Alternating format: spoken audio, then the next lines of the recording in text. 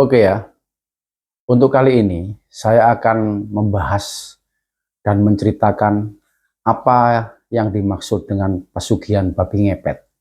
Ya, tadi begini, pesugihan babi ngepet itulah yang disebut ilmu ngiwo. Ya, ilmu ngiwo itu ilmu hitam. Banyak itu di daerah Jawa, khususnya itu Jawa Tengah sama Jawa Timur.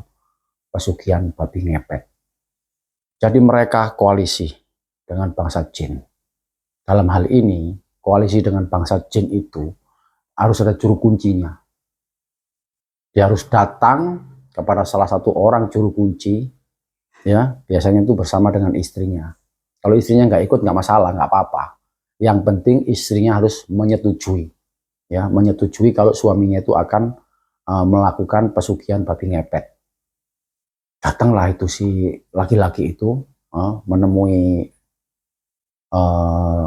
Mbak Dukun katakanlah ya, Mbak Dukun atau juru kunci ya, juru kunci di satu tempat. Saya nggak akan menyebutkan namanya di sini. Pokoknya banyak di sana tuh di gunung-gunung mana, di daerah mana tuh banyak di sana ya. Anggap aja di lereng gunung katakanlah. Nah, di lereng gunung itu ada juru kunci yang spesialis untuk pesugihan babi ngepet. Datang dia ke sana. Nah, permisi Mbak, iya. Nah, ada perlu apa? Ya, saya mau gini Mbak, ada perlu ini Mbak. Saya soalnya ini hutang saya banyak masalah. Saya ini orang miskin, apa selalu hidup diremehkan sama orang-orang, nggak dianggap manusia nggak berguna. Saya kecewa sama mereka semua. Maka dari itu Mbak, saya itu kepingin buktiin kepada mereka semua bahwa saya itu bisa menjadi orang kaya. Dan saya akan menunjukkan sama mereka semuanya bahwa saya bisa seperti mereka. Bisa nggak Mbah nolong saya? Biasanya itu pertanyaannya dia itu, yang dibicarakan sama juru kuncinya itu. Oh gitu ya, oke dah. Ya, saya bisa menolong kamu. Tapi beneran kamu ini kepingin menjalani ilmu babi ngepet ini? Iya Mbah, sudah kamu pikir-pikir kamu ini. Soalnya ini kamu nggak akan bisa balik lagi, nggak bisa loh, nggak bisa mencabut janjimu lagi loh ini. Ya Mbah, saya udah siap ini. Ya udah, saya akan menuntun kamu, saya akan memberikan petunjuk-petunjuknya bagaimana caranya nanti kamu melakukan ritual babi ngepet. Nah, nanti kamu siapin dulu apa sarana-sarana yang akan saya butuhkan. Nah, akhirnya si pemuda itu atau orang laki-laki itu kembali ke rumahnya mempersiapkan apa yang diinginkan sama juru kunci itu. Nah, setelah semuanya lengkap, datanglah kembali itu si laki-laki itu ke sana memberikan apa sarana semuanya yang dibutuhkan itu. Entah itu bunga, entah itu minyak, entah itu kemenyan, kan semua kan harus sarana-sarana itu kan harus dia yang membeli, harus dia yang mencari sendiri. Juru kuncinya kan nggak mau tahu, yang penting dia hanya menuntun aja. Semua sarana yang diperlukan sudah lengkap, kembali dia ke rumahnya sang juru kunci itu, ya sudah. Akhirnya dia dituntun dia. Dilakukan satu ritual khusus ya. Nah, pada puncaknya itu dia dikasih makan ya. Ini makan. Makan ini nak. Kasih dia nasi. Ada nasi ini. Tahu kamu. Ini ada ayam panggang. Ayam panggang. Menggiurkan itu. Wah, si laki-laki itu senangnya bukan main. Waduh, saya pas lagi lapar ini. Dikasih sama si Mbak ini saya ayam panggang enak ini sama nasinya ini. Sudah dihabisin sama dia. Diambil pahanya, ditarik. Tak. Digigit sama dia. Tes. Makan lahap dia. Dilahap. Sampai habis itu dimakan satu ekor ayam itu sama dia itu. Saking lahapnya itu. Makan sampai habis. Apa yang terjadi? Pada saat dia makan ayam panggang tadi itu sama nasi itu, yang dimakan siapa? Anaknya sendiri. Anak yang dicintai dia, laki-laki itu. Anaknya masih kecil. Anaknya ya sekitar umur 6 tahun, 7 tahunan gitu. Apa yang terjadi? Pada saat paha itu dilepas sama dia itu, si anak yang di rumah itu meraung, menangis, menjerit dia. langsung kesakitan anak itu. Kesakitan, mulai dimakan semuanya, dagingnya dihabisin semuanya, lahap dengan lahapnya itu. Makan ayam, padahal apa? Dia itu makan anaknya sendiri. Ditumbalkan sebagai tumbal. Tumbal itu apa? Tumbal itu sebagai ganti. Sebagai ganti bahwa kamu mengabdi dengan siluman babi ngepet. Dengan bukti pengabdianmu itu kamu harus menyerahkan anakmu yang kamu sayangi. Itu sebagai tumbal. Sebagai timbal balik. Kamu nanti saya kasih ini, kamu harus juga ngasih saya. Itu yang namanya tumbal itu. Nah, akhirnya yang dimakan itu ternyata bukan ayam. Yang dimakan itu adalah anaknya sendiri. Habis akhirnya apa? Setelah dia pulang ke rumah dan membawa mantra-mantranya ilmu babi ngepet, dan dia udah diterima sebagai abdi, sebagai pengabdi siluman babi ngepet. Dia udah sempurna dia. Beberapa minggu dia balik pulang ke rumah. Ya kan? Sudah, anaknya udah mati. Udah nggak ada. Anaknya dikubur. Ngerti? Anaknya dikubur, sudah mati. Dia nangis, dia sedih, dia nggak bisa. Ternyata dia ingat yang dimakan ayam itu ternyata bukan ayam biasa, bukan ayam panggang biasa, tapi ayam itu adalah anak yang dicintainya dia, anak laki-lakinya. Dia menangis sama istrinya. Ya udah, karena apa? Ini semua sudah direncanakan. Ini sudah niatnya dia sama istrinya. Udah selesai ritualnya itu. Nah, akhirnya si suami istri mulai dia gerilya, mulai gerilya menjalankan ritual babi ngepetnya. Malam kejadiannya ini ya. Jam 12 malam si istri itu mulai sama si suaminya itu masuk ke kamar khusus. Dia membuat satu umborambe ya, sarana-sarana semua sudah disiapkan semua. Misalkan kayak ada minyak, misalkan ada bunga-bunga, ada kelapa hijau, terus pisang raja, telur ayam kampung, semua udah siap semua. Ritual babi ngepet mulai dilaksanakan. Bayangin, pada saat itu mantra itu dibaca, setelah dibaca mantranya itu terus syaratnya itu sudah dimulai ditelan, dimakan begini sama yang suaminya yang ritual babi ngepet. Selang berapa saat tubuh laki-laki itu berubah jadi babi dia. Dia mulai merunduk, mulai merangkak, dan wujudnya berubah seketika. Asap mengepul, bes. Dia berubah menjadi babi. Apa itu?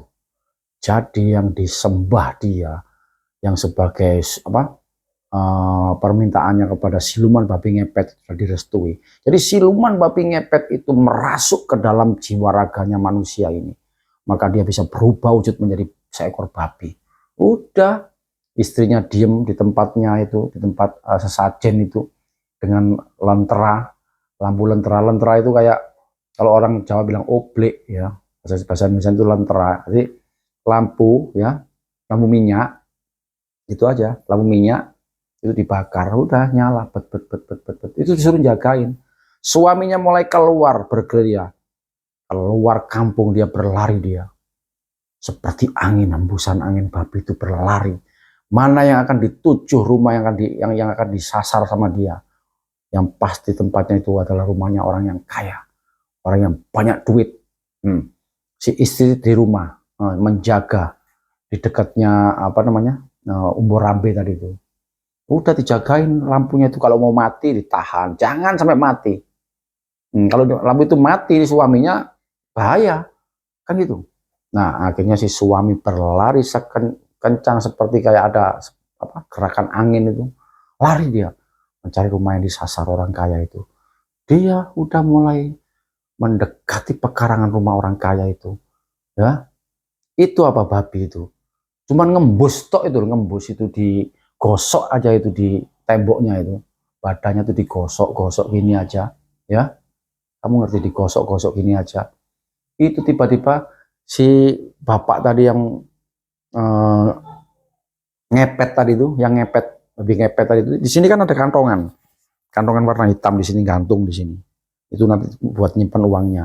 Udah digosok aja gini sama si babi itu, tembok itu digosok-gosok gini. Tiba-tiba uang yang di dalam lemari itu, uang yang di dalam lemari itu langsung masuk ke dalam kantongan semua ini. Kantongan hitam ini. Full ini langsung. Kalau belum full, ya udah, lari lagi dia ke sana. Lari lagi ke sana, cari orang yang kaya lagi. Digosok lagi temboknya itu, dipepet, digosok-gosok ini. Uang udah pindah ini ke kantongan hitam ini. Isi uang itu. Kalau merasa udah cukup, dia balik pulang ke rumah lagi. Balik pulang ke rumah lagi. Pada saat pulang ke rumah lagi, dia udah di depan istrinya lagi. Dan berubah wujud menjadi suaminya lagi. Nah, apa yang terjadi? Kantongan yang gantung di leher itu dilepas sama dia, itu isinya uang. Semuanya uang. Uang apa? Ya uang hasil ngepet. Mencuri uangnya orang-orang yang kaya. Nah, kenapa itu si istri disuruh jagain lampu itu supaya nggak mati? Begini, pada saat dia mencuri uang ya, kalau seandainya itu ketahuan, entah itu apa, pada saat sial kayak atau apa, pada saat waktunya pas sempurnanya waktu itu ada itu misalnya. Nah itu suaminya itu bisa aja ketahuan orang. Ada babi, dikejar babi itu lari sekencang-kencangnya, dikepung itu sama warga itu. Nah si istri itu tugasnya jaga lampu itu untuk menyelamatkan suaminya.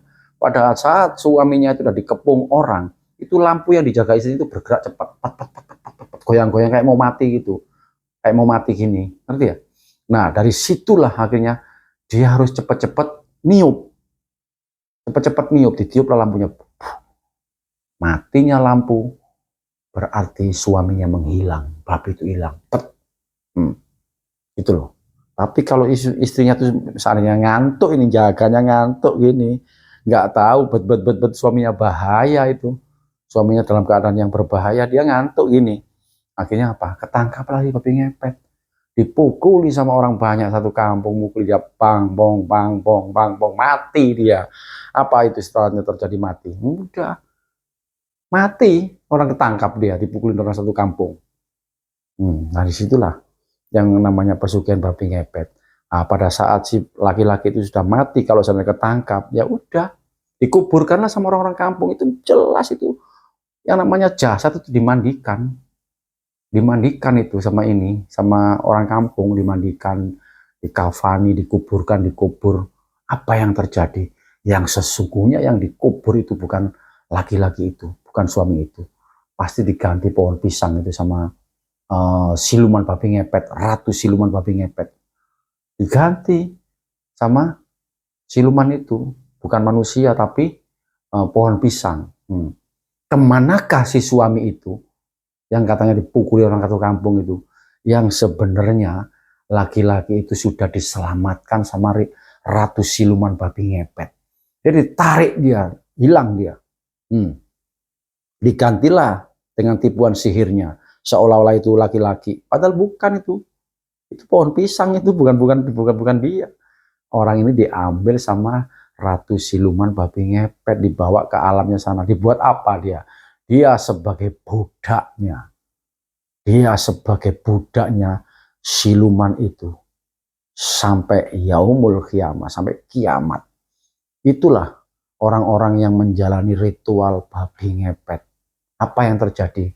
Nggak mungkin dia akan bisa jadi kaya. Kalau kepingin kaya itu kerja yang serius, kerja yang benar, usaha yang maksimal, ya, cari uang yang halal, jangan mencuri uangnya orang, ya, mencuri uangnya orang, ya, terus uang itu nggak uang haram, nggak halal lagi, ya, merugikan orang. Akhirnya apa? Kesimpulannya dia matinya nggak bener, dia dibawalah yang namanya Sukmo, dibawa pulang ke rumahnya siluman babi ngepet itu. Ya, itulah ringkasan cerita dari saya tentang siluman babi ngepet. Maka pesan saya, jangan sampai kita terjebak dalam pemikiran-pemikiran yang negatif, yang menyebabkan kita terjerumus, ya, mencari pesugihan, mencari rezeki yang instan, sampai akhirnya kita sendiri yang masuk ke dalam lembah sesat. Itu pesan saya.